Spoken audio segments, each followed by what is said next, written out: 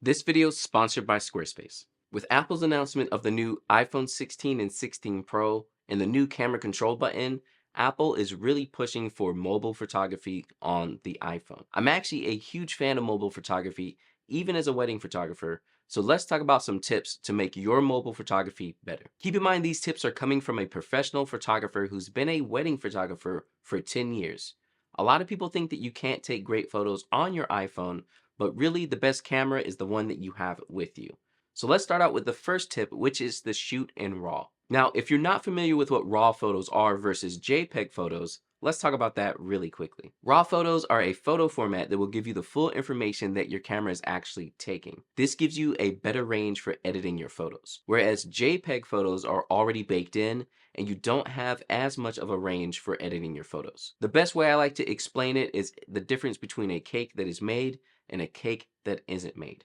If you made yourself a vanilla cake or a red velvet cake, and I come to you and I say, hey, can you change that vanilla cake to a chocolate cake? It's kind of hard to do that. You could fumble around and maybe make something happen, but the cake is already made. That is a JPEG. Whereas a RAW file is if you have the ingredients for your cake. So I could come to you and say, hey, make that a chocolate cake, and you would just have to add a couple more ingredients. Or, hey, make that a vanilla cake, and you would just have to change the ingredients that you have there. That's the difference between RAW and JPEG. And if you talk to any professional photographer, they will tell you to shoot in RAW. It is the most important thing, and it's the best way to get professional looks out of your iPhone. Like, seriously, check out this video that I did, which I'll link up above, where I took my iPhone 15 Pro versus my Fujifilm X-T5. And you can see from the edits alone, the photos look almost exactly similar. That's what you're getting when you shoot in RAW, so make sure you're always doing that. Tip number 2 is to use the 1x camera. Now, while it's cool that you can zoom in and things, you're doing a digital zoom and basically getting rid of megapixels in your photo. If you want the full 48 megapixels, you'll need to use the 1x camera. Now, the reason you want the full 48 megapixels is that it gives you better resolution and it gives you more to print with if you want to actually print out your photos, which I highly recommend doing. Now, I think, and I didn't totally watch the announcement, the iPhone 16 and 16 Pro can actually get 48 megapixels on some of the other cameras now. So whatever camera is going to give you the full 48 megapixels, make sure you're using that. And let me know in the comments below if the 16 and 16 Pro has 48 megapixels on other lenses. With 48 megapixels as well, you're able to crop in on your photos in post, and having the ability to crop is huge for composition. I shoot pretty often with the Fujifilm GFX 102, which has 102 megapixels, and when I tell you I can crop whatever I feel like, it's an amazing feeling to come back home and just change the shot if maybe I missed it a little bit or I want a more creative crop. So with the 48 megapixels on your phone, you have that same ability. Now, because you're only getting that full 48 megapixels out of the 1x camera, and sometimes you do want a longer look to your lenses, you'll need to get some lens attachments. That's tip number 3. Having additional lenses that you can actually physically add to your iPhone gives you a better look on your photos and adds just a little bit more bokeh. If you're not familiar with bokeh or bokeh, however you want to say it, let me know in the comments below. It's the blurry background in the back of a photo. Now, the only way to actually accomplish this is to have a longer lens and be closer to your subject. That way, the background is going to be blurred. You can also blur it in post, but it's never going to look as real as an actual lens giving you that look. Some of the best phone attachments, in my opinion, are Moment lenses, and I've been using them for years. I absolutely love their lenses, and if you would like to see me do an iPhone photo shoot with Moment lenses, please let me know. They have an assortment of tele lenses and wide lenses and also macro lenses, and I highly recommend them for anyone. I'll leave a link in the description below. I'm not sponsored at all, but I love their stuff. Using a Moment lens plus the 1x camera to get that 48 megapixels is going to give you the best results on your photo, and I highly recommend it if you want to take mobile photography seriously. And speaking of taking mobile photography seriously, and if you even want to start a photography business with your iPhone, I highly recommend setting up a web presence and a website with this video sponsor, Squarespace. Building a web presence and brand is huge, and while you can do that through social media, you need to back it up with an actual website. Squarespace will easily let you do that by choosing their beautiful templates and quickly building your website. So if you want to start a portfolio online of all your best iPhone photography, you can do that very simply by choosing a photography-based template, loading your photos in there, and you have a beautiful website. And trust me, as a business owner, you need a website to look more legitimate.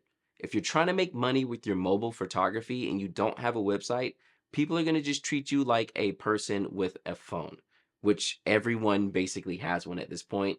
So you need a way to set yourself apart. I've been using Squarespace for over 10 years, and their amazing features like the Fluid Engine, analytics, and commerce are the reason I stay with them for. So definitely make sure to check out the link in the description below for 10% off of your first website or domain and build yourself an awesome mobile photography portfolio today. Tip number 4 is to actually edit your photos, but make sure you're editing them with a professional app like Lightroom. With Lightroom, you have two versions, Lightroom and Lightroom Classic. You can use either or, but most mobile photographers are going to be using Lightroom because you can use that on your iPhone and your iPad. In my personal opinion, I suggest using the iPad version. And what's great about it is that you're able to easily load your photos you've taken on your phone onto your iPad because of iCloud. By doing this, you get a large range of how you're able to actually edit your photos, which is going to make a huge difference from any other person using their iPhone and just getting normal iPhone shots. I mean, let's take a look at Lightroom for a quick second. One of the things I love most about using Lightroom on the iPad is the fact that I can get to my photos so quickly from my iPhone.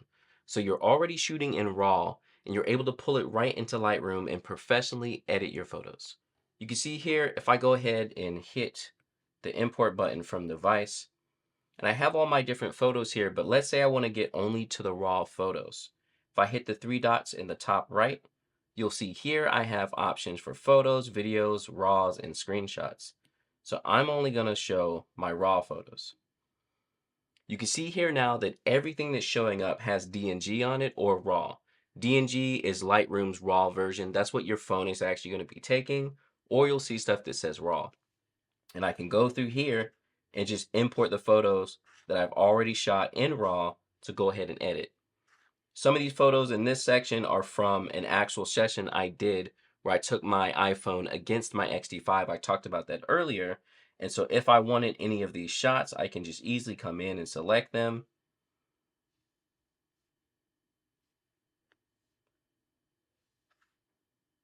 And then go ahead and add them to my library. So you see I already have stuff in my library that I can edit, and I have edited in RAW. And the rest of these photos should be loading in just a moment. So now that I have my additional photos loaded from my iPhone, I can go ahead and go in and start editing my photos. Again, because these are in RAW, I can come in and use my own presets that I've created. This is actually the preset that I use on my professional photography with wedding photos, which I'll actually link those in the description below if you want to check them out. So I have my user presets. I can come in and choose one. After I've done that, I can edit things like the exposure. We can work on the color grade. That'll be under color.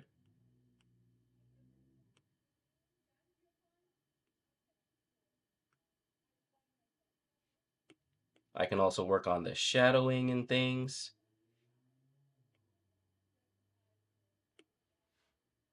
Change my color mix a bit.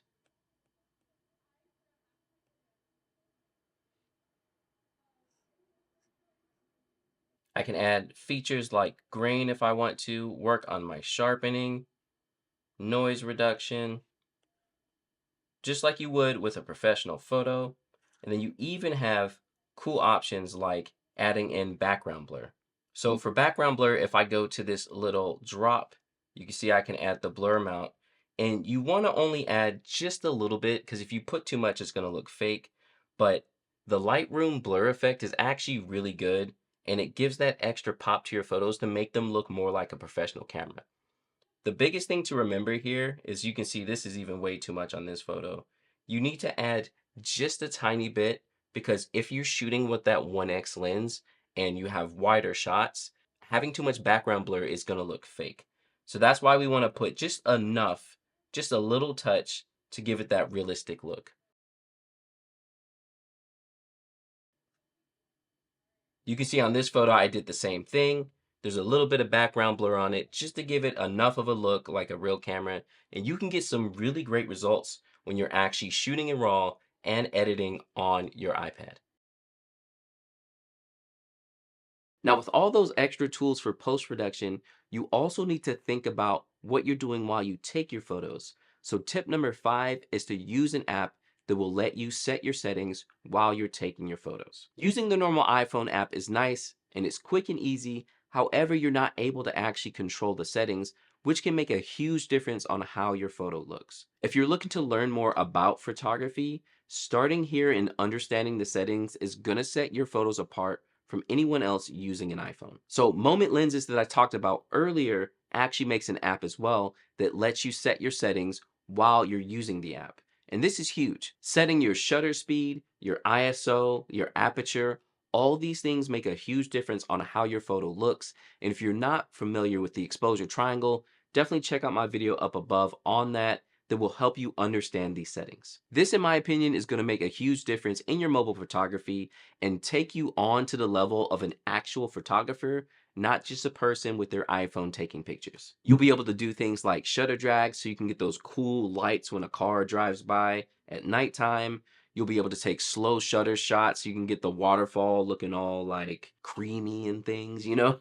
You can't do that if you're just using your iPhone normally and relying on things like night mode and stuff. Learn photography for real and treat the iPhone as just another camera because that's what it is. Just because it's an iPhone doesn't mean it's not a great camera. And don't let any other professional photographers tell you any other way. Some of my favorite photos I've ever taken were on the iPhone and they just look amazing. I love shooting on my iPhone, and these tips should definitely help you out. With all these tools in your tool belt, you'll be able to take your mobile photography to the next level and honestly make some people not even realize that it was taken on an iPhone. Let me know in the comments below if you plan on taking a lot of photos with your iPhone and even doing it professionally. If you do it professionally, let me know how you're doing that, how much you're getting paid. I'd love to hear more about mobile photography and how you all are using it.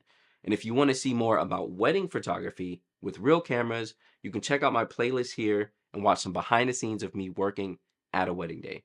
Enjoy all your mobile photography, and I'll catch y'all next time.